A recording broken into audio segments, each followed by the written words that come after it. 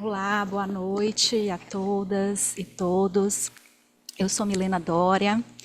Junto com a Ana Lígia, estamos à frente do grupo de trabalho educacional do Grupo Cooperativo de Efeitos Tardios do Tratamento Oncológico da SOBOP.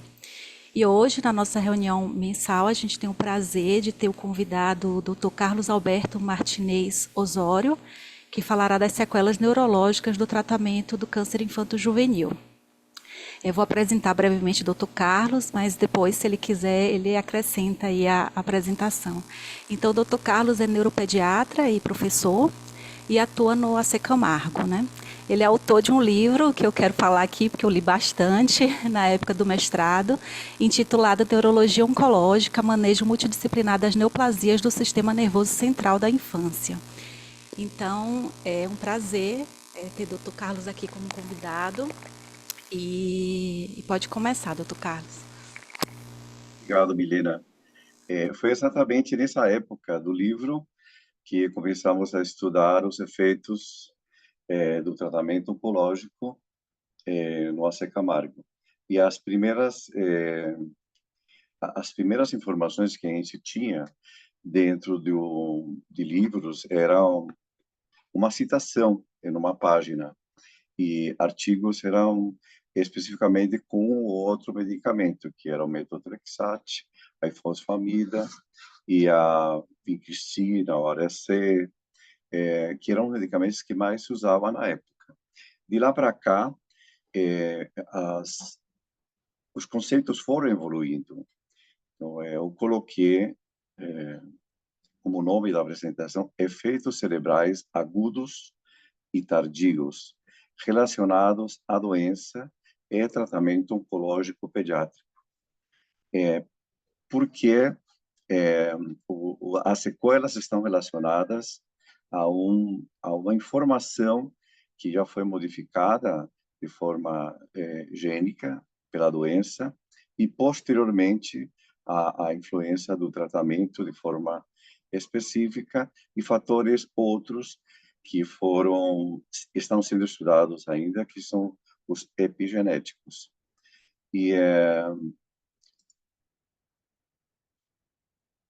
achei importante que os temas que fossem utilizados aqui para, antes, antecipar a aula, se referisse à definição do câncer, uma nova definição que apoia justamente o estudo dos efeitos tardios e as bases gênicas, epigenéticas, dos efeitos neurocognitivos relacionados à oncologia infantil e os preditores moleculares que estão sendo estudados da neurotoxicidade.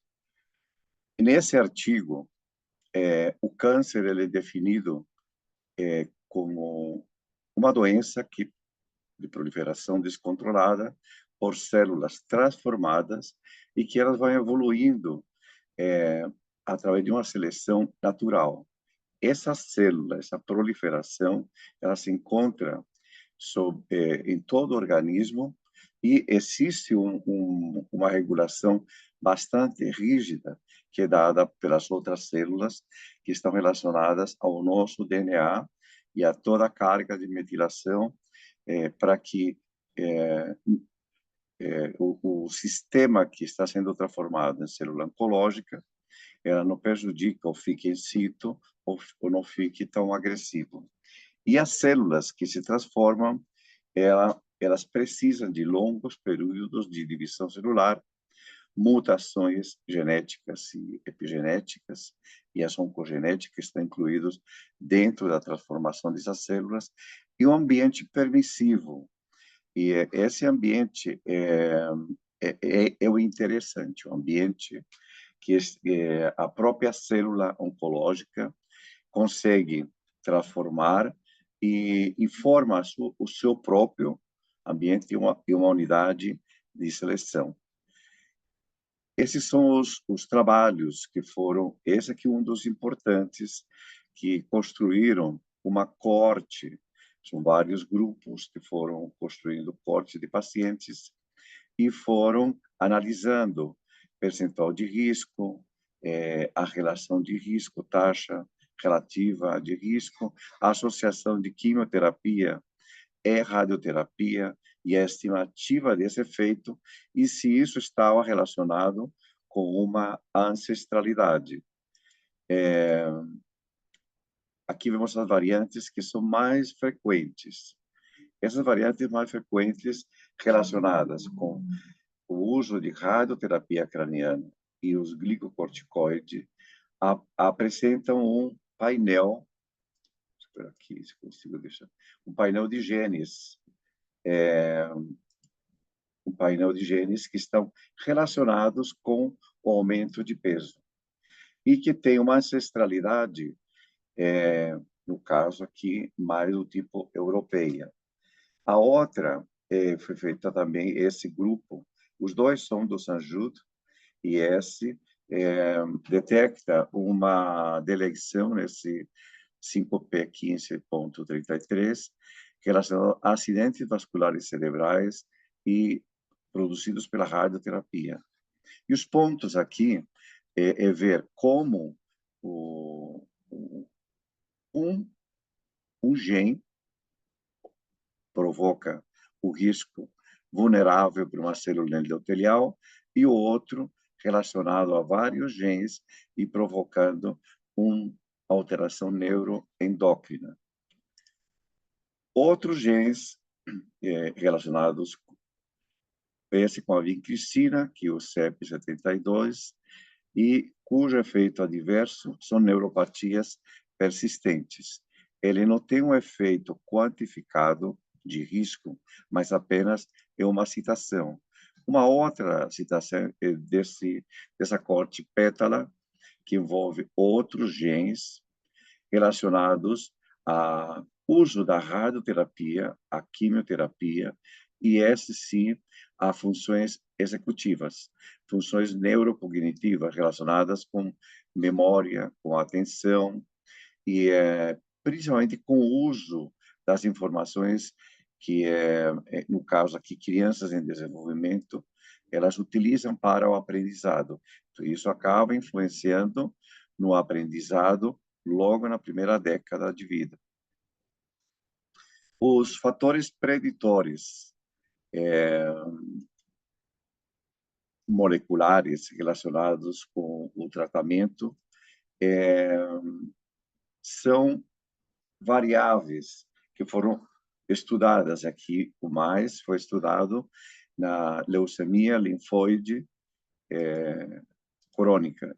Tem aqui desculpa, aguda, LA pediátrica, e incluindo variáveis gênicas que estavam subjacentes. Essas variáveis se encontraram em 3 genes. E dentro desses 3 genes havia um polimorfismo, um sense relacionado a este gene, o MTHFR, e ao C677T, que foi associado a uma resposta por mecanismos adversos ao MTX em pacientes pediátricos. E como também foi utilizado o MTX e entrou nessa corte, pacientes tratados com artrite reumática, esse polimorfismo encontrado nesse gene, ele foi relevante para o estudo. Ele fica associado aos efeitos de risco, potencialmente de risco do MTX. Esse estudo, que foi um estudo epigenômico, foi estudado em leucemia linfóide crônicas, linfóide crônicas, foram estudadas uma corte de 490 regiões diferencialmente metilinizadas. Essas regiões metilinizadas, 31 foram específicas para a leucemia crônica e 17 estão associados fortemente que expressaram após o uso do tratamento oncológico na leucemia linfóide crônica. A metilação desses genes, que aqui são 3, foi associada em pacientes que estiveram em pós-tratamento, mas marcaram fortemente a associação apenas com o OXA4.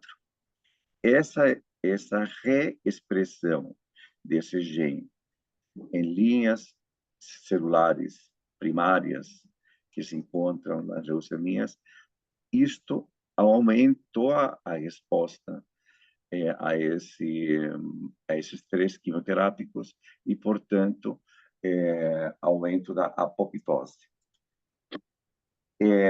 Esse aqui é um trabalho que foi feito bastante elegante, mostrado aqui na revista de câncer britânica, e também se trata de leucemias, pacientes leucêmicos em tratamento, e a diferenciação em relação à expressão das células B. E foi feito um número grande de estudos em genes e foi colocado dentro de um diagrama de Venn. Então, esse diagrama de Venn, ele observava a chance que você tinha em relação às alterações nas células B e a que estão relacionadas com as leucemias. E dentro do que o modelo estatístico, né? Dentro desse modelo, haviam aqui aqueles que estavam genes expressando em termos de uma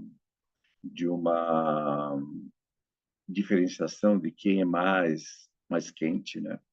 E os que estavam relacionados aqui em lilás, em amarelo, e essa aqui em turquesa, relacionados à mutação de eleição em dois tipos de genes e dois locais cromosômicos, e aqui todos os genes que foram envolvidos, isso colocado dentro de um gráfico.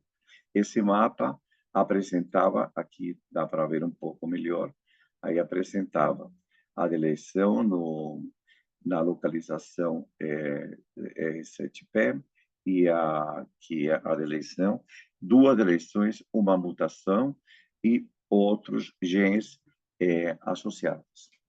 E o que significa esse tipo de informações? Que de forma agrupada há uma vulnerabilidade do cérebro em desenvolvimento, falando só do cérebro, em desenvolvimento, à idade e à exposição a uma carga de radiação iônica grande. E mesmo aquela que é fracionada em altas doses, por exemplo, em pacientes adultos, a difusão cognitiva está presente em 50% a 90%. E descrito casos de demência pós a radioterapia em altas doses.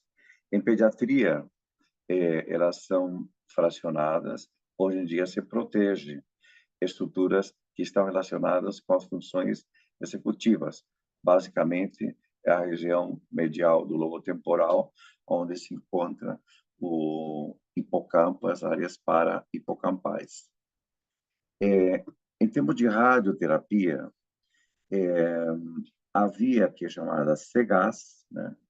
Que é ela que acaba, essa via CGAS, é ela que acaba, aqui temos duas células T, aqui você tem um dendrito, neurônio, aqui você tem a célula tumoral. Então, o que ocorre é por essa via se acaba transformando um ATP em GAMP. Isso, a nível lisosômico, ele libera moléculas que vão se envolver nessa ativação através de íons, né, de canais, né, e passa para basicamente a glia, que são os dendritos, e ali ocorre a apoptose, o acometimento de populações astrocitárias, principalmente, e dentro da microglia parenquimatosa. A lesão cerebral ela está relacionada a uma disfunção neurocognitiva E isto é porque não era possível, nos protocolos anteriores, proteger estruturas como o hipocampo. Atualmente, esse novo planejamento, que implica, que é chamado por precisão e modulação, chamado IMRT, direcionada, ele já poupa isso.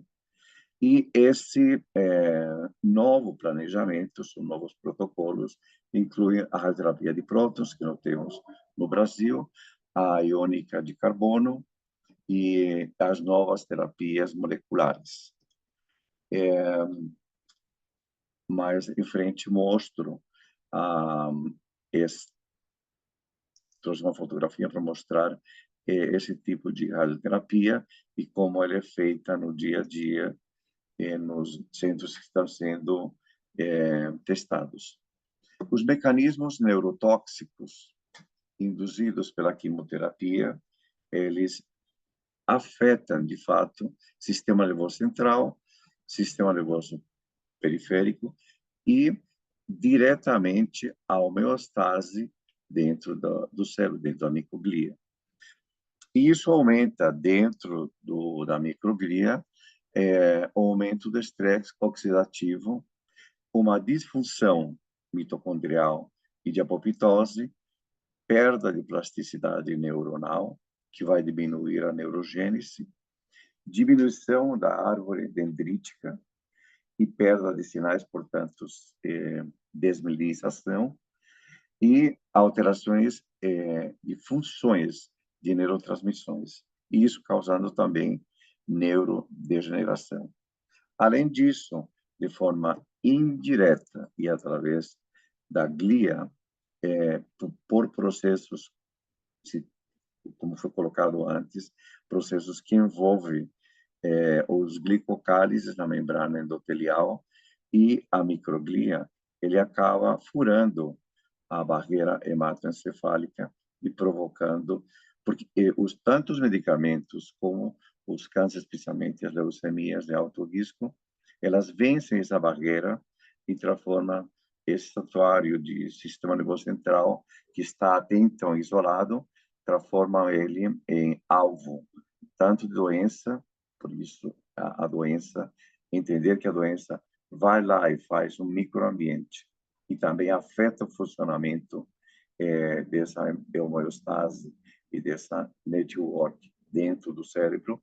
E também vem os alvos, inclusive neuronais, que são destruídos pela quimioterapia e a rádio. A combinação desses mecanismos que estão localizados basicamente nas estruturas que definem o que é chamado aparelho neurocognitivo, o lobo pré-frontal, o corpo caloso, que comunica os dois hemisférios, os hipocampos e o cerebelo.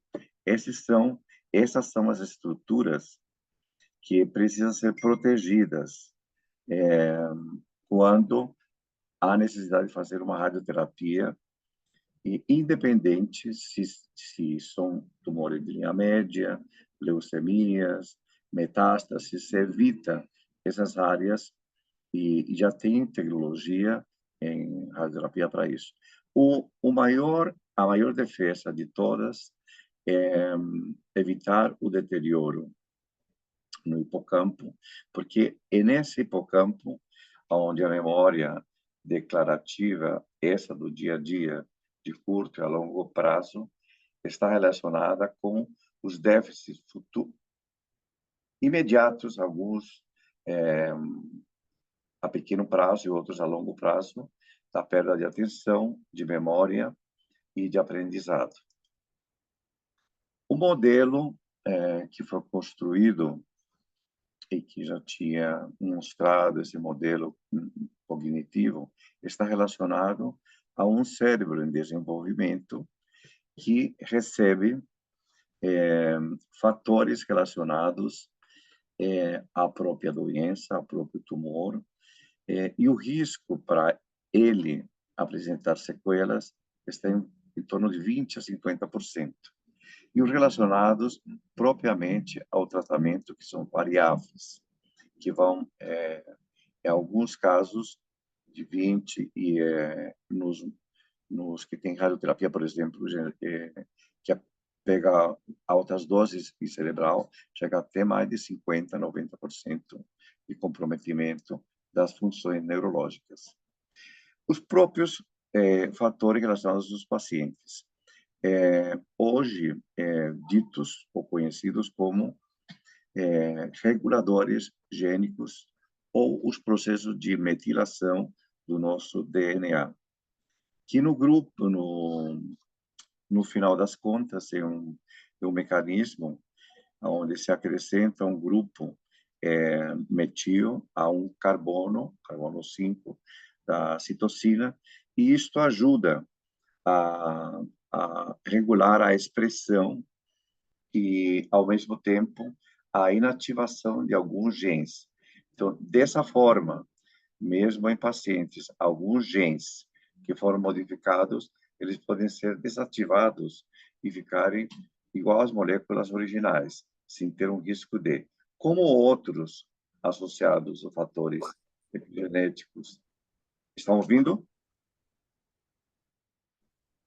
Sim, Assim, Sim, sim. epigenéticos e, epigenéticos e relacionados ao estresse, às internações dos pacientes, às infecções, aos processos inflamatórios, a isolamento social e econômico que algumas famílias têm, a escolaridade às vezes incompleta, porque a criança adoeceu com menos de 4, 5 anos, o ambiente familiar que às vezes ele não é um construto de uma resiliência positiva, e aparecem justamente esses desajustes que acabam gerando impactos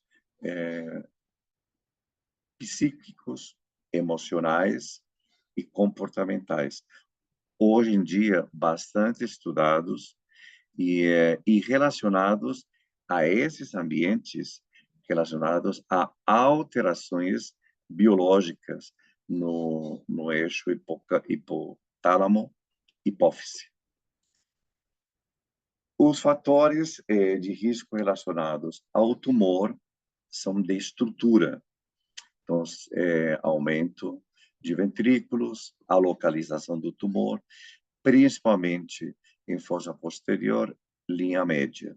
São os que acabam gerando mais hidrocefalia, mais aumento de pique, mais déficits motores e sensoriais e mais comprometimento de nervos cranianos.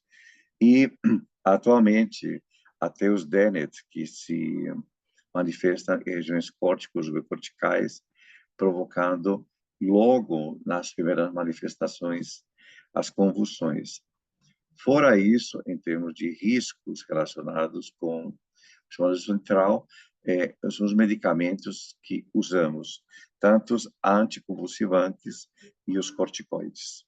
A idade é importante. A idade, principalmente abaixo de 7 anos, abaixo de 5, um risco médio, e abaixo de 2 anos, um risco muito alto, tanto para radioterapia, para alguns quimioterápicos. O polimorfismo desses genes que estão associados ao reparo de DNA, esses polimorfismos também nas endotelios vasculares, na mielina dos neurônios, e algumas síndromes neurogenéticas que estão associadas ao câncer. Então, neurofibromatose, esclerose tuberosa, Gorlin, por exemplo, 3 grandes síndromes, Li-Fraumeni também, elas se tornam de alto risco porque são eles que vão ter doenças mais agressivas e tratamentos com a maior duração e com dificuldade de realizar o tratamento. A capacidade cognitiva e a inteligência pré-tratamento, abaixo dos 5 anos, é mais intuitivo, você tem uma escala que a gente possa avaliar isso de um VIS, com avaliação neuropsicológica. Mas, por quê? Porque eles chegam todos em emergência, os pacientes, né? Em estados que às vezes já estão agravados e têm que ser internados em ambientes de UTI. Disfunções endocrinológicas, principalmente as de tireoide, os diabetes insípido e o mellitus, transtorno de sono. Transtorno de sono quando ele é do paciente e quando ele é provocado pela radioterapia.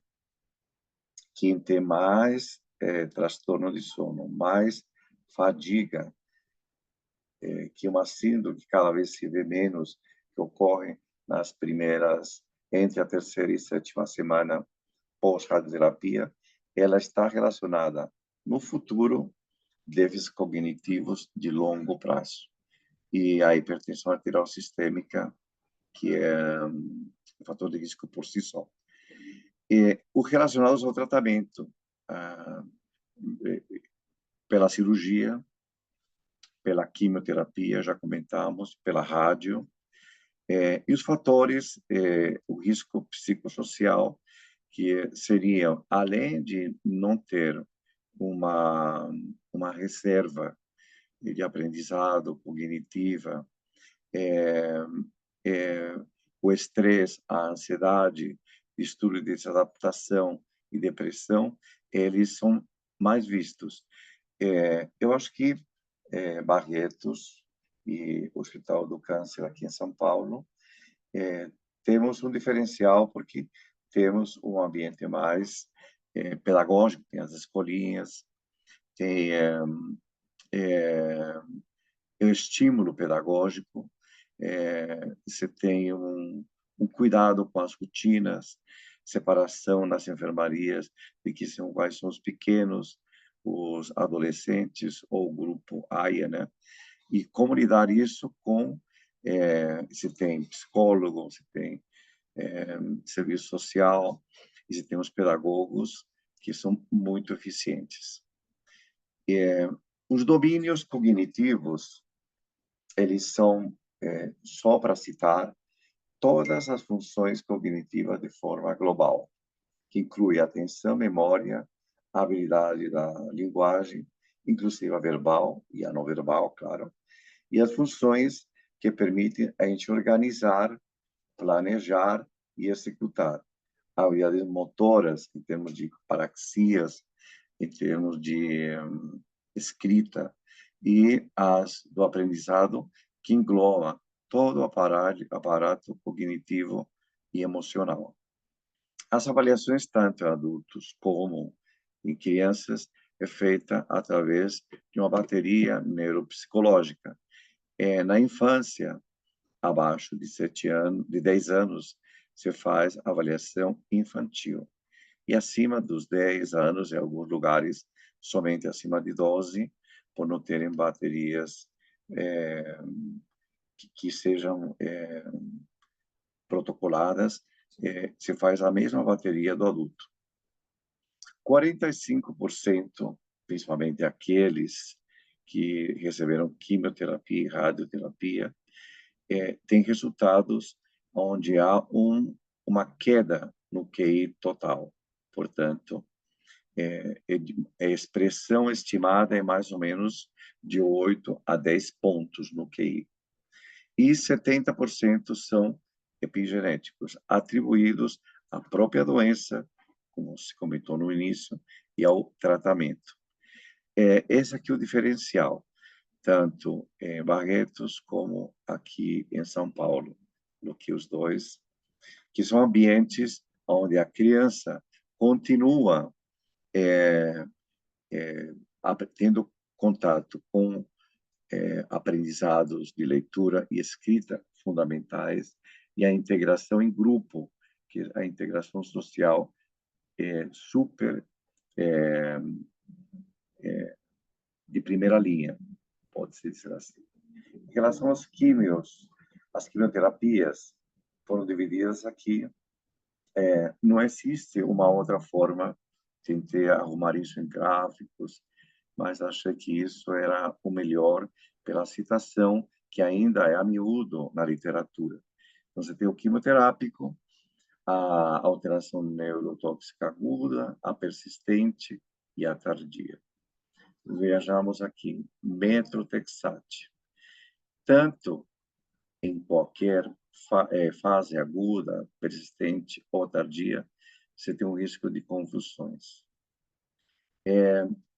Outro ponto é de que a síndrome aguda relacionada com o PERS, que é encefalopatia posterior reversível, ela ocorre, ela se refaz e, às vezes, pode estar relacionada só com convulsões.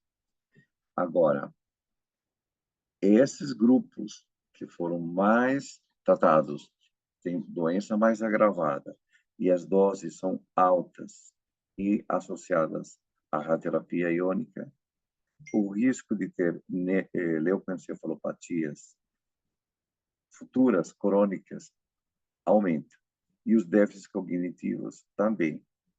Associar isto gerado pelo tratamento das convulsões, que são anticonvulsivantes, isso também acaba alterando a longo prazo a atenção e memória, principalmente os anticonvulsivantes de terceira geração, incluindo o Depaquene, a carbamazepina, para citar. Hoje em dia a gente prefere utilizar os últimas da última geração, que são 3 L's, levetiracetam, alacosamida e um que é antigo, mas que funciona bem nas síndromes, que é a vigabatrin.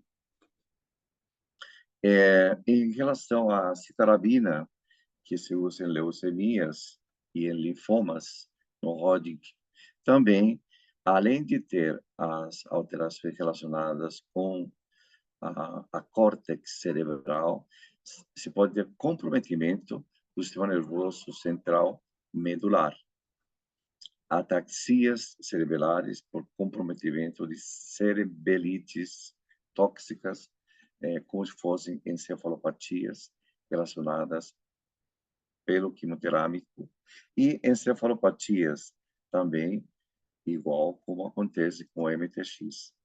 Não é o mesmo OX-A4, que é o gene que está relacionado com o MTX. Dos antimetabólitos, a fludarabina, que se trata, ele é leucemia linfóide aguda e linfoma no Hodgkin, além de dar convulsões, encefalopatias da cegueira cortical, ou seja, comprometimento de uma encefalopatia do tipo PERS, só que não é reversível, é irreversível.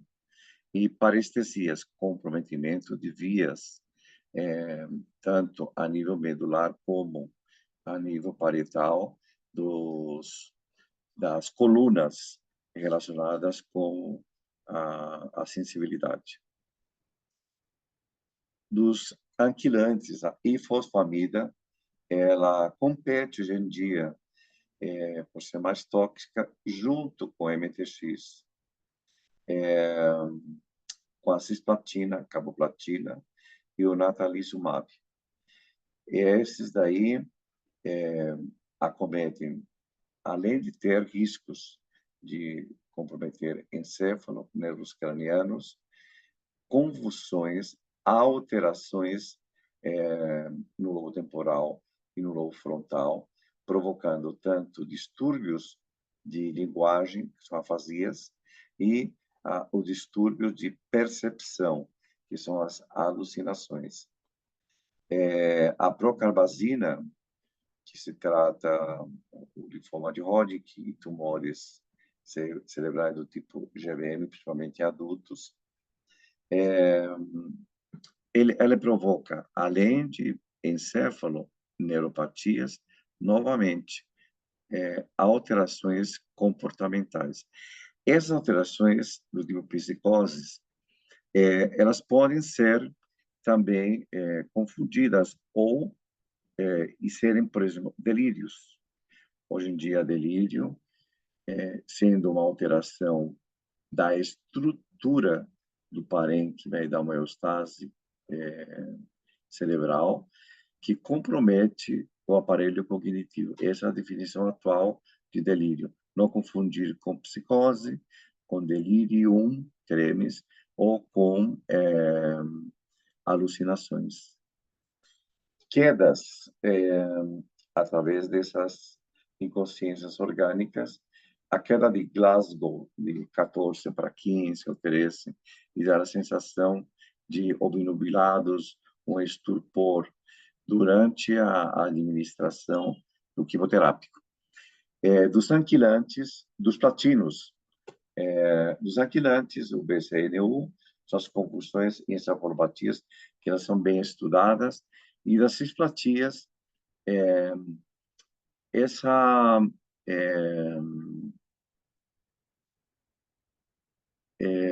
prioridade, né, dos cisplatines de dar neuropatias e ototoxicidades aqui no sistema acústico, e, além disso, neuropatias periféricas distais, né, os pés caídos.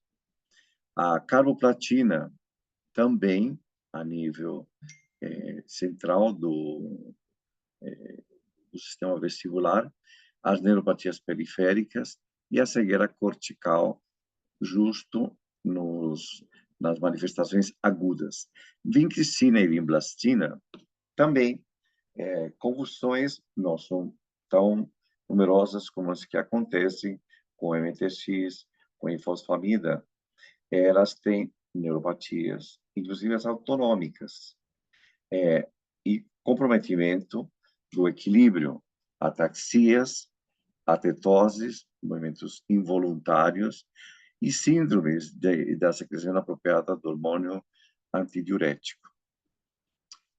A longo prazo e a curto prazo, alterações neuropáticas disautonômicas que alteram a frequência cardíaca, alteram a PA e alteram também as glândulas sudoríparas. E são neuropatias disautonômicas. E os corticoides, principalmente os corticoides, estão relacionados além dos efeitos neuroendócrinos, psicoses, alterações comportamentais, e aqui incluo o delírio, né, que na época que foi publicado esse trabalho, não se sabia o que se sabe hoje em dia do delírio. E um aumento, o corticoide de pressão intracraniana, provocando a síndrome de pseudotumor cerebral e o distúrbio de sono por comprometimento do hipotálamo, principalmente. Das terapias moleculares alvo, o becazinumab, que se usa em GBM, principalmente o de maior uso na nanoexperiência, cefaleia e tonturas. Esse desequilíbrio que dá são tropismos. Esse bevacizumab, assim como tem os platinos, tropismos por alguns lugares. Então, equilíbrio, o outro, sistema vestibular. E a cefaleia, que é o mecanismo de dor, provavelmente por comprometimento do sistema do sexto par, que é chamada teoria trigeminal. E os acidentes vasculares, provocando sangramento, a forma reversível de ter um sangramento da região posterior, e exacerbar necroses, ou chamada radionecroses, provocada por radiação e associação com essa terapia-alvo. As alterações de paladar e o outro, o serometinib, o trametinib, É curioso que eles são inibidores de MEK, né? E um dá bem focado, né? Provoca dor de cabeça, sistema vascular e trigeminal, do paladar, né? Se restringe a questões bem sensoriais, tanto do paladar como da dor de cabeça, e é aqui direcionado a dores musculares. Isso porque provavelmente isso acaba regulando proliferação de células sobreviventes e por angiogênese.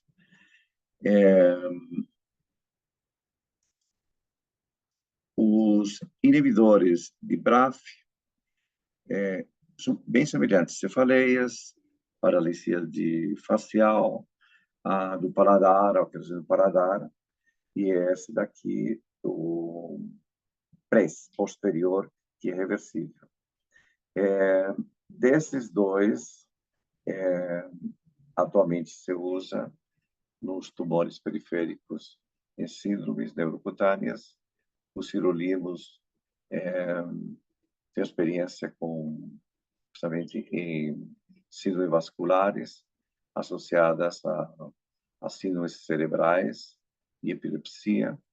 E o que temos notado de mais drástico, não igual à literatura, é cefaleia, tontura e sonolência. Neuropatia, não vi, e press. Eu acho que o cuidado aqui com esses dois inibidores de mTOR é manter a rotina com hemato e as sorologias, a dosagem sérica desse medicamento no laboratório, pelo menos nos primeiros 6 meses ou no primeiro ano, bem de pertinho. E os inibidores de PDGFR, do EGFR, que é o imatinib, o erlotinib, que basicamente são coisas, felizmente, menos incapacitantes, dores e parestesias que são reversíveis. Indo ainda nos inibidores, outro tipo de inibidores, que é o NTRK, também são cefaleias, tonturas, disartrias, distúrbio de marcha, alteração do paladar, tremor, delírio, no caso do entrectinib e né, o delirium, então ele vê objeto e transforma objeto, e as neuropatias periféricas.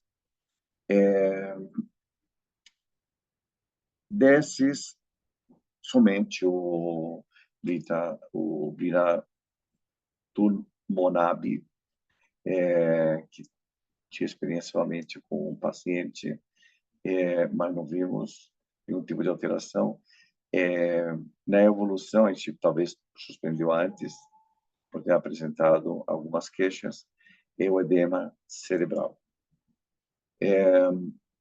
Outros quimioterápicos, desses chamados imunocheckpoint, né, o pembrolizumab, né, que esse sim, também não tenho experiência com eles, são confundidos com encefalites e fazem a própria encefalite autoimune, porque alteram receptores do NMDA. E aí vem a questão, esses pacientes já tinham um polimorfismo, esses pacientes que estão usando essa terapia imune, eles são muito expostos quando isso ocorre.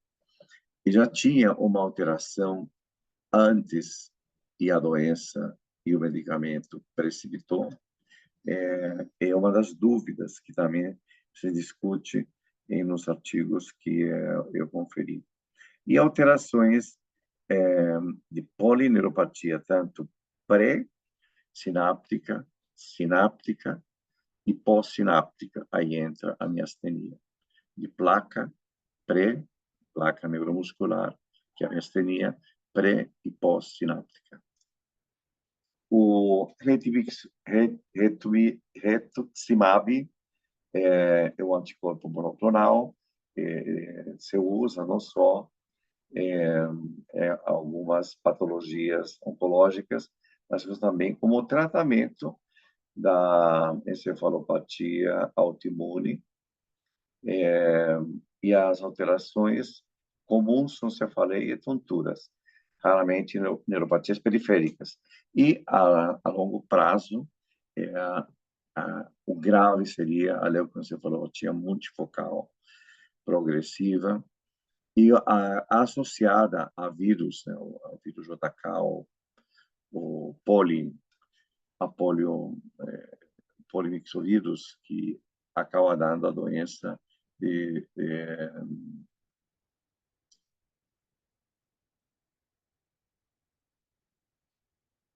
uma doença degenerativa, que eu esqueci aqui a sigla, é a Creutzfeldt-Jakob, acidentes vasculares e síndromes serotonérgicas. Agora, dando aqui uma entradinha, terminando aqui o tema das terapias por quimioterápicos e os efeitos que ainda são sempre a maioria, dores, tonturas, mialgias, em casos mais graves, os déficits mais permanentes é a radioterapia. A radioterapia cranial e crânioespinal tem tanto agudos como tardias, e eles, de comum, têm cegueira, quando é grave, perda auditiva, convulsões, transtornos motores e um risco de um segundo tumor após mais ou menos a terceira geração, a terceira década pós-tratamento. A neurobiologia e a neurogênese, ela se começou a estudar para saber quais eram as estruturas que estão relacionadas com a neurogênese e a neurogênese com o desenvolvimento nos cérebros em crianças e na primeira adolescência, que são basicamente a amígdala, hipocampo, fórnix, sistema límbico, tudo isso aqui. E com o que fazer para isolar, proteger essas estruturas é evitar os efeitos secundários da radioterapia. Então, as células que têm uma maior probabilidade de fazer apoptose são essas que foram, em termos de radiobiologia, que foram atingidas pela radiação iônica. O desenvolvimento, em termos de cérebro, quando é exposto, ele provoca microangiopatias, processos basicamente inflamatórios e alterando o microambiente do que é a divisão de células-tronco, tanto no hipocampo como em outros lugares. E isso dando consequências em células progenitoras, fatores de transcrição que o AMPC é cíclico, e esse que é chamado o CREB. Portanto, onde se usa mais prioritariamente hoje em dia em gliomas, ependimomas exclusivo e medulloblastoma, ele é associado com quimioterapia. As doses total e a extensão de campo estão relacionadas a déficits cognitivos. Riscos em crianças menores de 7 anos, redução no coeficiente intelectual, verbal e no desempenho da inteligência, comprometimento de funções essenciais, como a atenção, a vigilância, a famosa pegada, memória de trabalho, relacionada com o aprendizado, a memória declarativa e, posteriormente, gravar isso em memória a longo prazo e evocar as funções executivas, os desempenhos psicomotores, a integração disso com o visomotor e a velocidade dos processamentos de informação que estão relacionados com o aprendizado. Isso dará em déficit em crianças menores de 7 anos. Próximo de 7 é menor, abaixo de 4, 5 é intermediário e abaixo de 3, 2 anos é um efeito em termos de neurocognição grave. A radioterapia craniana iônica, quando é feita profilaticamente, ou era feita no cérebro inteiro, isso já existia na literatura desde 2013, o risco de desenvolver demência.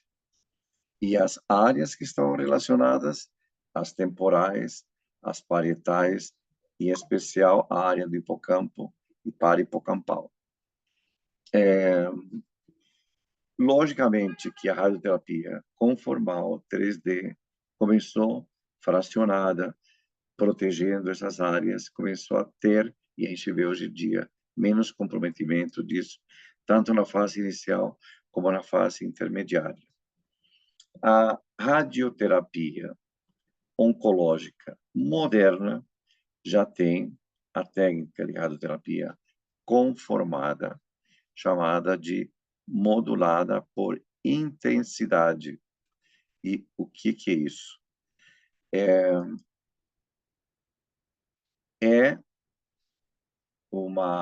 Se faz um planejamento na estrutura que vai ser irradiada e por onde vai passar a irradiação. E esse planejamento se faz em doses máximas suportadas para cada tecido por onde passa a radiação.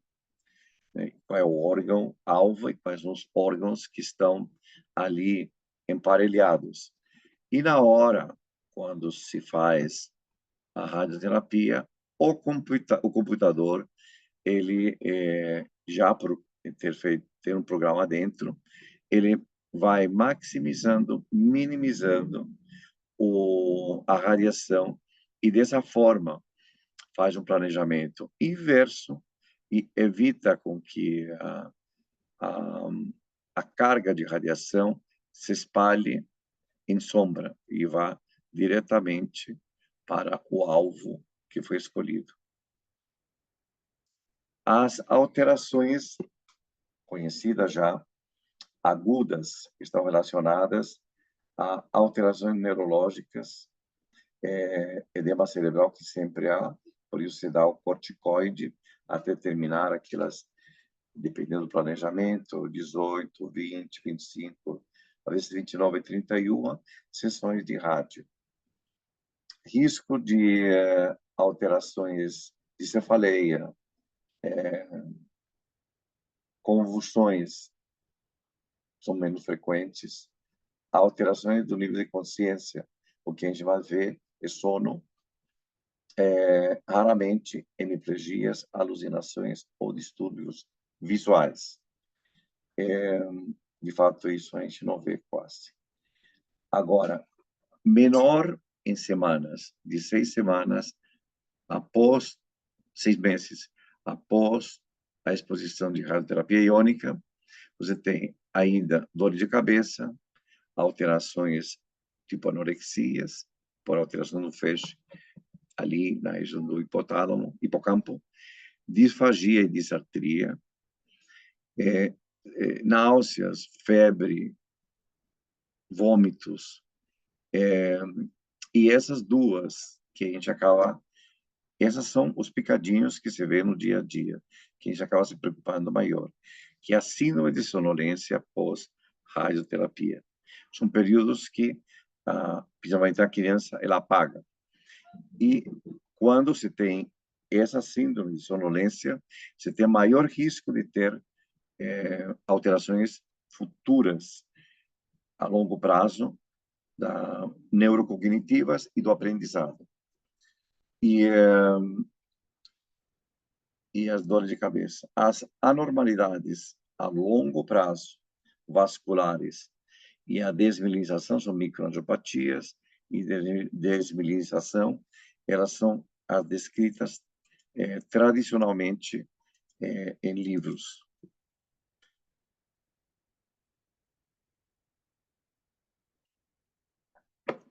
Bom, os protocolos que já reduzem o volume de dose irradiada, hiperfracionamento de dose. Isso tem diminuído os efeitos agudos, persistentes e tardios da radioterapia. Porém, de forma geral, ainda se vê as alterações neuroendócrinas e vai muito da localização e a idade do paciente. E a redução, em termos de QI, do raciocínio verbal e a velocidade de processamento de memória e atenção provocada pela radioterapia. Síndromes, como já comentamos isso, secreção inapropriada do hormônio antidiurético, a síndrome de mutismo cerebelar é relacionado com tumores e cirurgias de fossa posterior, aliado à radioterapia e dando uma síndrome cognitiva. Por que cognitiva? Porque o cerebelo tem os 3 núcleos cerebelares que estão relacionados com memória, memória implícita, que é a memória que está ali no verme do cerebelo, e a memória emocional.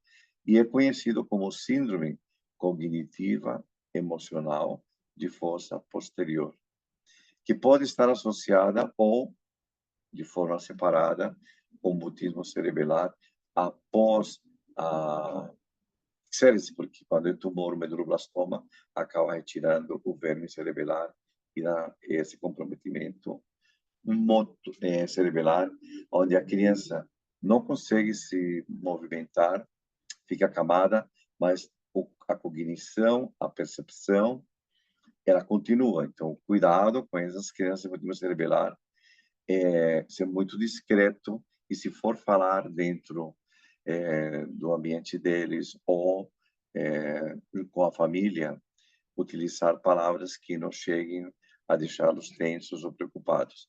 A melhor coisa é visita fora do quarto ou mandar ali as pedagogas que fazem leitura de textos, leitura de livros, né? E como ponto fundamental também ali, em relação à radioterapia, a hidrocefalia, que está associada ao QI total baixo, além da radioterapia.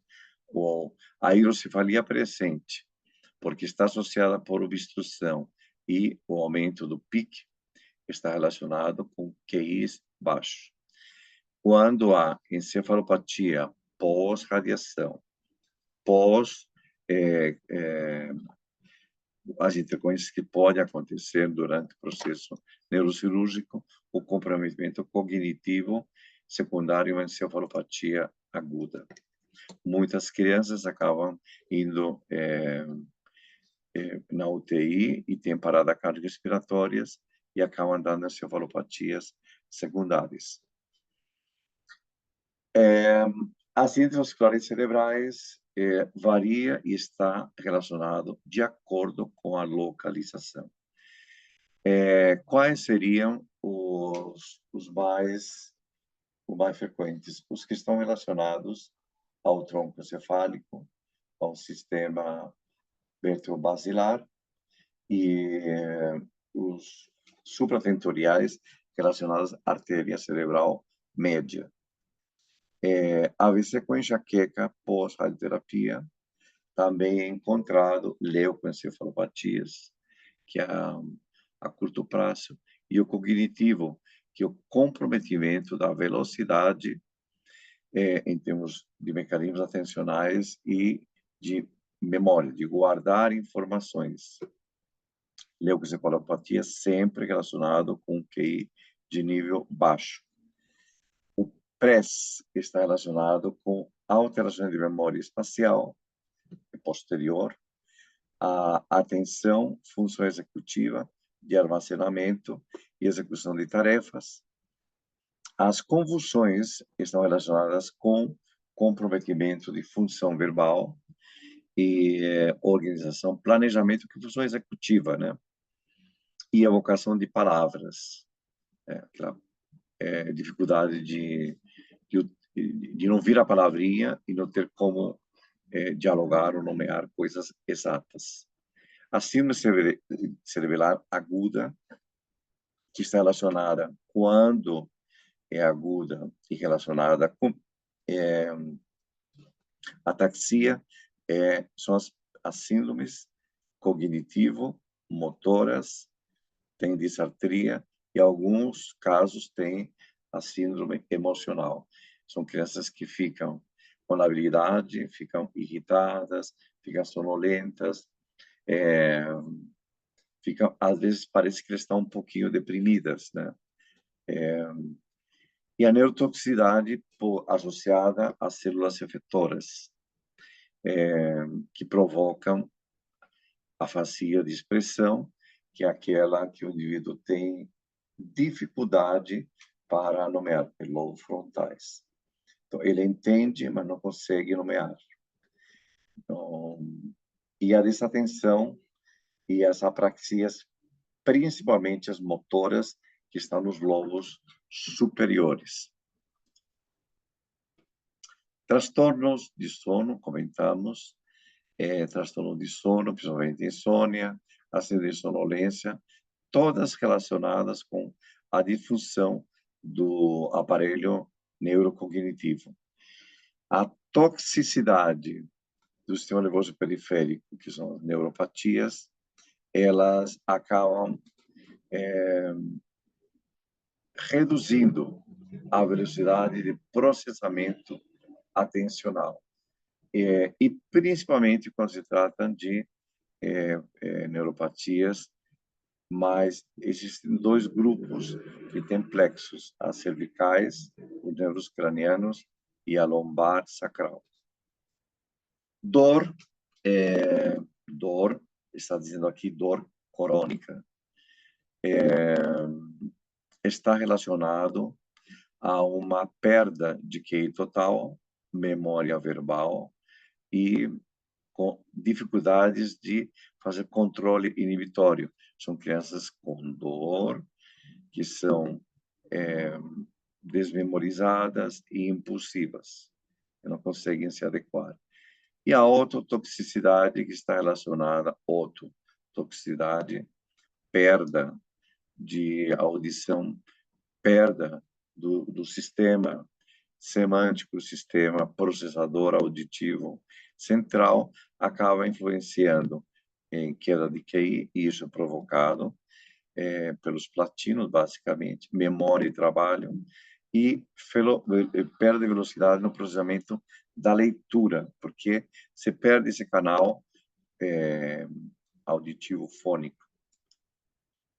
Os acidentes vasculares cerebrais, aqui são as estratégias que são feitas hoje em dia para evitar acidentes vasculares. Se há o risco de ser um acidente vascular isquêmico, a gente vai dar, justamente para evitar isso, o anticoagulante ou um tratamento com AS, se não for de fator de risco. Mas, às vezes, tem que fazer o uso de um antitrombótico durante, pelo menos, 6 meses, ir acompanhando o NR e o coagulograma.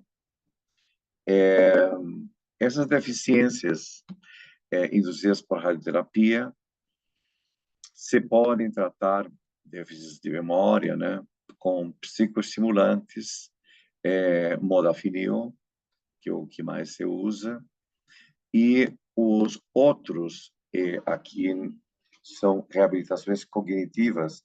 No nosso meio tem uma que funciona muito bem, que é a terapia cognitivo-comportamental, hoje em dia sabida de que ela provoca a terapia, essa de diálogo, né, de aprendizado, onde o indivíduo aprende estratégias, elas estão relacionadas com melhoras na performance epigenética de genes associados à regulação da ansiedade, principalmente, e a regulação do humor. E com isso, os que fazem terapias acabam de forma permanente melhorando.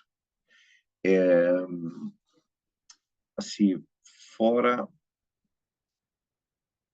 as convulsões se tratam com anticonvulsivantes e aqui a atenção é evitar aqueles que provocam, como consequência de uso prolongado, que são de desregulação de Pacchiani, o próprio afinitorina, o Gardenal utilizar. Isso usa durante os períodos onde eles são internados e precisam de medicação intravenosa. Se não muda, tem a oscarbazepina, tem o levetiracetam, tem a lamotrigina e tem o Vimpat, que é a lacosamida. E era isso. Desculpe a extensão do tema, mas ele foi resumido. Se encontra nos artigos que eu comentei e nesse livro fantástico que já foi lançado e está à disposição de vocês. Obrigado, estou aberto se houverem dúvidas ou perguntas.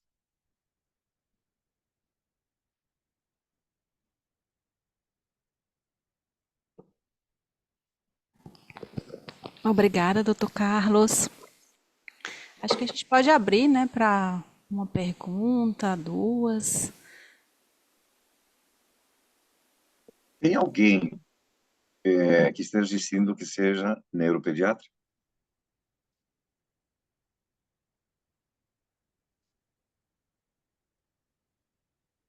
Acho que Acho ninguém. que não, doutor, nesse momento. Acho que eu não vejo.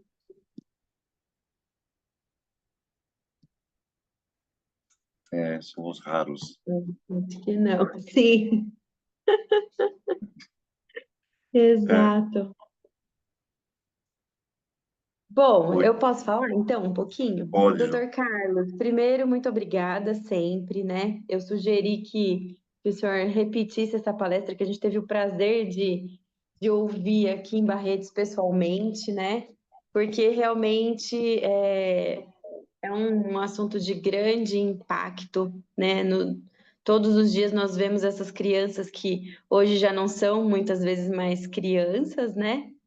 Com essas questões neurocognitivas, de memória, de fadiga, e que tem um impacto muito grande nessa vida, né? No social, enfim, tudo que eles têm de vida pela frente, né?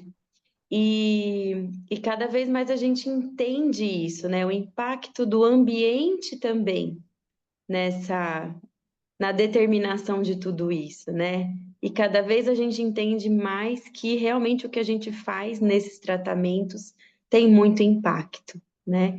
E poder enxergar isso hoje, eu acho que é o que faz a grande diferença para a gente poder melhorar esse pós, né? Porque é isso, é a vida deles, né? Lá na frente que vai ficar muitas vezes comprometida e a gente precisa saber disso, a gente precisa entender que faz diferença, né? Então, o que a gente puder fazer para melhorar é o motivo, inclusive, desse nosso grupo, né? Poder melhorar isso e poder cuidar melhor deles, né? Depois de tanto tempo. Então, é, a minha sugestão de repetir esta aula e deixar isso gravado é porque realmente a gente precisa poder ter essa informação de fácil acesso, da forma como o senhor explica, que é sempre muito didática e não tem problema, né? Você se desculpou pelo tempo, mas não tem outro jeito de contar tudo isso, né? De ensinar tudo isso. Então, muito obrigada. É isso.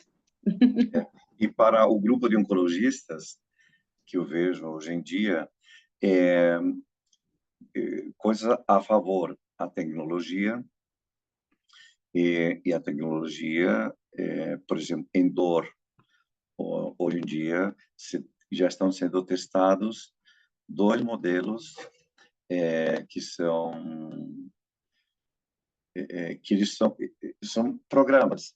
Se coloca no programa e dá para o paciente que está com dor, né, um protocolo com sinais de alerta e protocolo para tratamento. Então, ele não precisa se estressar com isso e não precisa necessariamente ir à emergência ou procurar um médico. Então, você tem ali um autocuidado, que é muito importante isso, e isso já vai chegar. A outra questão são os métodos alternativos para alfabetizar, que já estão começando a ser introduzidos. E também são programas, eu coloquei a passando ali, que estão relacionados com os métodos fônicos, aquilo da repetição, dos modelos visuais, e os métodos computacionais são perfeitos para isso. Explicar isto para a família, de que se a criança não entendeu uma vez, ela tem que ser repetido com outro contexto ou parecido, repetir várias vezes. E se os pais falarem, mas eu repito 20 vezes, o que eu faço? Aí, mais 21, e vai. Isso eu aprendi com o doutor Alois, que ele falava isso. Falou, olha, quer aprender com crianças, estimule e depois eu vou aprender com elas. Então, hoje em dia, a gente tem o grato retorno nos ambulatórios, que desde a época que você nos conheceu, Ju, hoje em dia são mais leves os ambulatórios, em termos de se pode orientar melhor, os exames estão mais facilitados, as famílias, elas são mais inquietas, as famílias têm grupos entre elas, e a gente tem que colaborar nesse sentido, porque são pais, e nessa briga eles merecem uma coroa, né, de, de ajuda, porque tem que levar uma criança pequenininha, depois para adulto, e depois, provavelmente, os pais envelhecem e falecem, e aquela angústia de deixar uma criança, quem vai cuidar deles, né?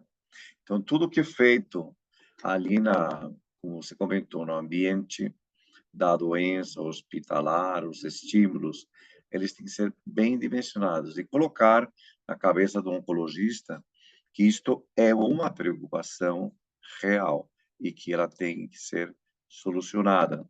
Tem medicamentos, eu não comentei nada da dor, porque ainda é um assunto polêmico, mas a literatura convincente em relação a esses transtornos comportamentais e dor crônica com o canabidiol.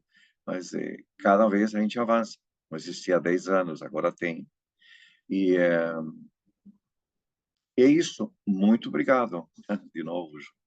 Obrigado aos organizadores, a Milena. E agora vamos deixar todo mundo dormir. Muito obrigada, foi maravilhoso, doutor Carlos. Obrigado, Milena. E seja Obrigada. muito bem-vindo sempre. Sim, a gente sempre anda inquieto, viu? Estudando, não Eu para de sei, ler. Então, eu às vezes sei. eu não entro nas conversas porque são muito rápidas para responder. E quando eu vou ter a resposta, alguém já falou, então, tá bom. Deixa, a turma é muito Mas a rápida. gente sempre quer saber sua opinião, doutor, sempre. Muito obrigada. Milena, Imagina. obrigada por mais uma reunião, viu? Carol, obrigada. E até a Tchau, próxima, tchau. então. Até a próxima. Um beijão. Outro. Tchau, tchau. Tchau, Tchau. tchau, obrigado.